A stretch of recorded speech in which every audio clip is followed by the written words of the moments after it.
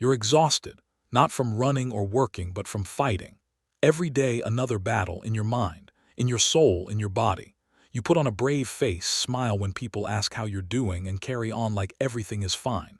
But deep down, you're tired of pretending, tired of forcing faith through clenched teeth, tired of wondering why God feels so quiet when everything inside you is screaming. And that's the question, isn't it? Why does it feel like you're fighting alone? You know God is real. You've seen his hand before. But lately, his silence feels like distance, like you're swinging in the dark while heaven watches with folded arms. You don't say it out loud, but you've thought it. If God is for me, why does everything feel against me?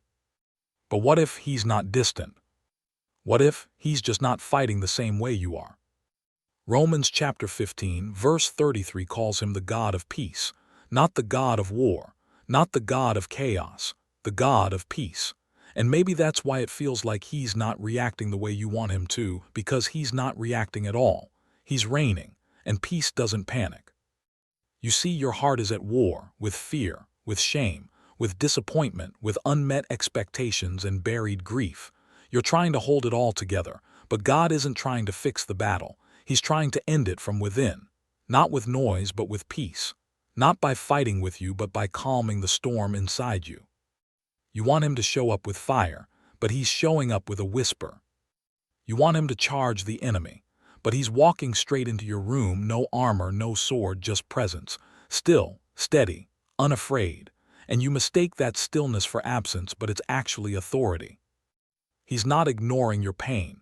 He's entering it on his terms, in his way, with his peace. So maybe you're not fighting alone. Maybe you're the only one still fighting. Peace doesn't mean nothing's happening. It means the right thing is happening, even when it doesn't look like it. But when your soul is spinning, when your prayers feel unanswered, and your emotions are louder than your theology, peace can feel like passivity. You start wondering if God forgot the urgency you're living with. You cry, "Lord, I need a breakthrough." And heaven replies with silence. But that silence isn't apathy, it's alignment. The God of peace doesn't rush. He doesn't panic. He doesn't match your chaos with more chaos. He governs storms with stillness, not because he doesn't care, but because he already sees the end. And where you see a war, he sees a finished work. Romans chapter 15, verse 33 doesn't just describe a peaceful God, it calls him the God of peace. Peace is not just something he gives, it's who he is. It's his nature.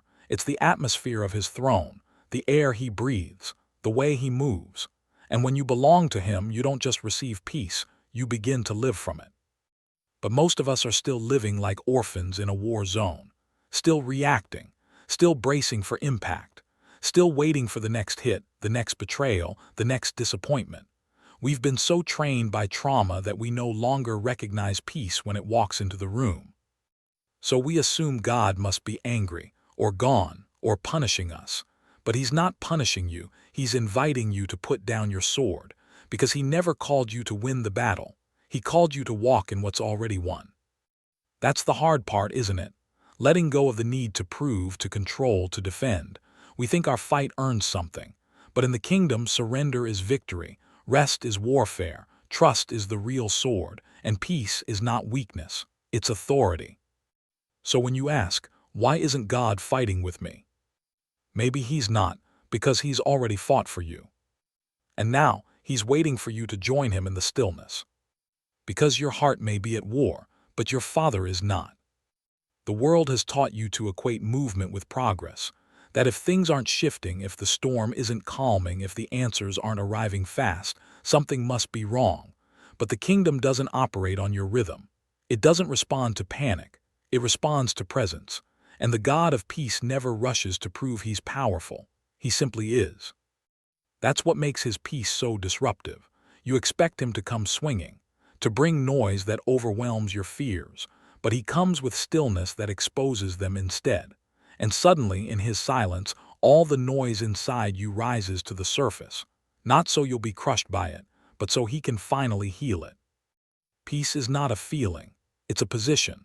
A place your heart can live even when nothing around you changes, but it requires a death to your need to control, to explain, to force outcomes. Peace asks you to sit down while the war rages, to trust the character of a God who would rather refine you than rush your comfort. Isaiah chapter 26, verse 3 says, "You will keep in perfect peace those whose minds are stayed on you, because they trust in you." Notice the peace doesn't come from everything being fixed. It comes from focus, from fixing your thoughts on Him instead of the situation, from trusting what you know about His heart more than what you see with your eyes. And yet we keep fighting. Internally, silently, we wrestle with regret, with shame, with guilt for not being stronger, with confusion about why the breakthrough hasn't come. And in the middle of all that noise, God speaks softly, not to match our volume, but to change it.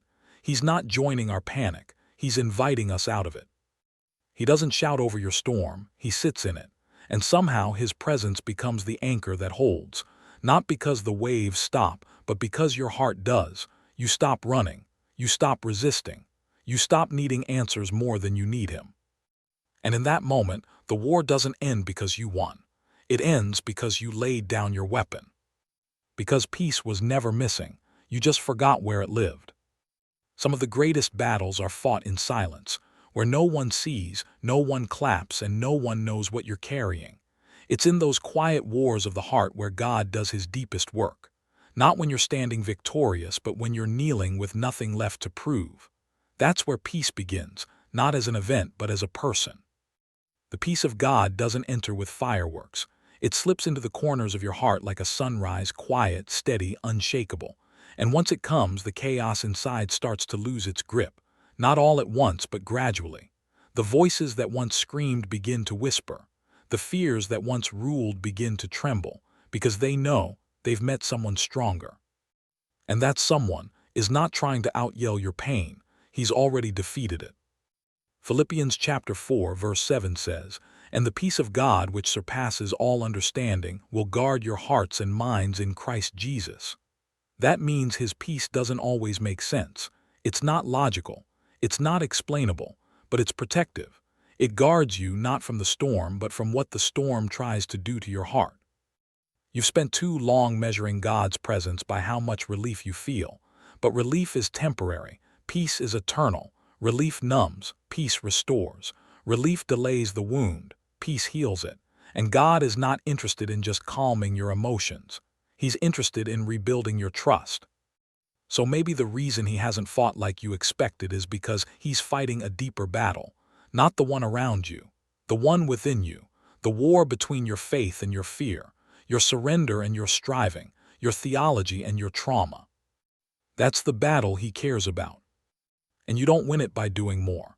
You win it by believing deeper, by choosing to rest when everything in you wants to run, by saying, "I still trust you," when the evidence says you shouldn't, by remembering that the God of peace didn't promise to make life painless, but He did promise to stay. And sometimes that's all you need. Not answers, not escape, just presence. And maybe that's been with you the whole time. We often ask for peace like it's something we don't already have access to. But peace isn't something we wait for, it's someone we return to. The problem is His absence. It's our drift. We lose peace not because He leaves, but because we stop listening. We get so wrapped in the noise, the urgency, the pain, that we forget what His voice sounds like. And His voice is not frantic. It's not forceful. It doesn't compete with fear. It just waits until you're still enough to hear it again. Psalm chapter 46 verse 10 says, "Be still and know that I am God." Not fix everything, not understand everything, just be still, because stillness creates space. And in that space something shifts. Your fists unclench, your shoulders drop, your thoughts slow. And for a moment the war quiets, not because the enemy has left, but because the King has entered the room. Peace is not a luxury for the few. It's a promise for the broken. It's not the reward for perfect faith. It's the invitation for tired ones. It comes not when you're strong, but when you finally admit you're not. And that's the beauty of the gospel. Jesus didn't come to reinforce your strength. He came to be enough in your weakness. And that means right here, mid-war, mid-ache, mid-confusion, you can stop striving. You can stop pretending. You can stop acting like this battle depends on you. It doesn't. Peace is not the end of the storm. It's the presence of Christ within it. And He's not avoiding your chaos. He's sitting in the middle of it, arms open, heart steady, eyes full of understanding. He's not asking you to win. He's asking you to trust. You are not being ignored. You are being kept. And the stillness that scares you, it might just be the safety your soul has been craving all along. Let it in. You don't need more noise. You need the God of peace. Some of us were raised to survive storms, not to rest in them. We were taught that struggle means progress, that exhaustion means faithfulness, that unless we're warring in the spirit every second, we're not doing enough. But that's not the way of peace. That's the language of fear dressed in spiritual vocabulary. The truth is, God is not glorified by your constant anxiety. He is not impressed by your exhaustion. He's not watching to see how long you can suffer before you snap. He's inviting you into something deeper, something quieter, something sacred. He's inviting you into peace. Romans chapter 5 verse 1 says, "Therefore, since we have been justified through faith, we have peace with God through our Lord Jesus Christ." Did you catch that? Peace with God is not a future reward. It's a present reality. The war is over. You are not God's enemy. You are not on probation. You're not being tested to earn love. You've already been justified. But sometimes, we still fight as if we're strangers trying to earn our way back in. You keep asking for signs as if His cross wasn't enough. You keep rehearsing your mistakes as if grace has an expiration date.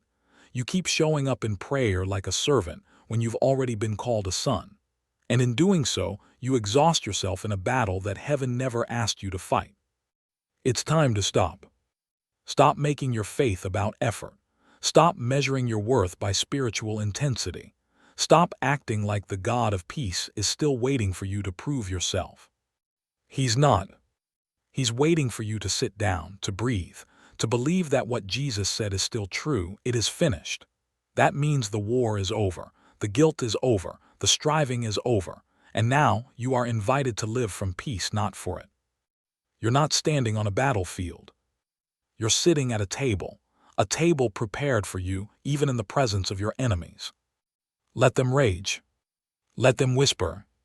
You are not here to fight them. You're here to feast. You don't have to earn a seat at a table that was always yours, but for many of us that's the hardest truth to believe. We've been in survival mode so long that rest feels irresponsible. Silence feels scary. Peace feels like laziness.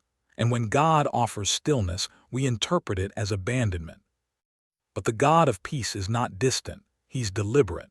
He is undoing your addiction to chaos, not by removing every storm, but by teaching your soul to stop responding the same way. He doesn't want to just change your circumstances. He wants to transform your responses. Because when peace lives inside you, storms lose their power over you. There's a reason Jesus, in the middle of a raging sea, could sleep. His peace didn't depend on the weather, it depended on his trust. He knew the Father wasn't nervous. He knew the mission wasn't over. He knew panic wasn't power. And that same Jesus now lives in you. So if you feel like you're falling apart, ask yourself, is it the pressure of the world?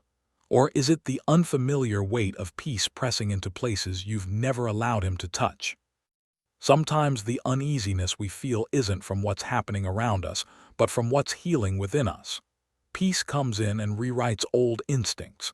It slows down your racing mind. It silences your self-accusation. It teaches your body that it doesn't need to brace anymore. That's not passivity, that's power. The most dangerous people in the kingdom are not the loudest, they're the most rested. Because rested people don't react, they discern. They don't rush, they respond. They don't get pulled into every emotional whirlwind, they anchor others in truth. And that's what God is doing in you. He's anchoring you not in comfort but in confidence. Confidence that He is still who He said He was. Confidence that even if nothing changes, you're still held. Confidence that the God of peace hasn't forgotten how to find you. And maybe He already has. Peace isn't found in a place. It's found in a person. And that person doesn't wait for everything to be calm before showing up. He is the calm. The presence of Jesus is not a passive comfort. It is an active declaration that the war inside you no longer defines you. But here's the twist. You can have full access to that peace and still reject it, simply because you're more familiar with the fight. You've lived in survival mode for so long that when peace knocks, you're suspicious of it. You expect the storm to come back. You're braced for the next hit. And so instead of receiving what's freely given, you keep reaching for your sword. But God isn't asking you to defend yourself. He's asking you to remember who defends you. 2 Thessalonians chapter 3 verse 16 says, "Now may the Lord of peace himself give you peace at all times and in every way." Not just when the bills are paid, not just when your relationships are easy, not just when you feel spiritual, at all times, in every way. That means the peace of God isn't circumstantial, it's covenantal. It doesn't depend on how you feel, it depends on who He is, and He hasn't changed. So breathe. You don't need to figure it all out today. You don't need to make yourself whole. You don't need to perform your way into rest. What you need is already available. And it's not far away. It's as close as a whisper, as steady as His word, as near as your next breath. But you have to choose it. Choose to believe that He's not mad at you, that He's not disappointed, that He's not punishing you with silence. He's forming you through stillness. You wanted a rescue, but He's giving you roots. You asked for a sword, but He's giving you peace. And maybe that's even better. Because when peace settles into your bones, the fight loses its urgency. The enemy loses his grip, and your soul begins to remember what it means to feel safe. If you've been fighting a war no one sees, carrying silent battles in your chest while still raising your hands in worship, walking into rooms filled with people, but feeling like peace never walks in with you, then hear this. You are not forgotten. You are not broken beyond repair. And you are not meant to live this life always braced for impact. The war in your heart may feel endless, but it has a name, and that name is fear, shame, control, guilt, lies, and every single one of those has already bowed to a greater name. Jesus, the Prince of Peace. He never asked you to defeat them, He already has. He never called you to win the war, He just called you to sit in the victory.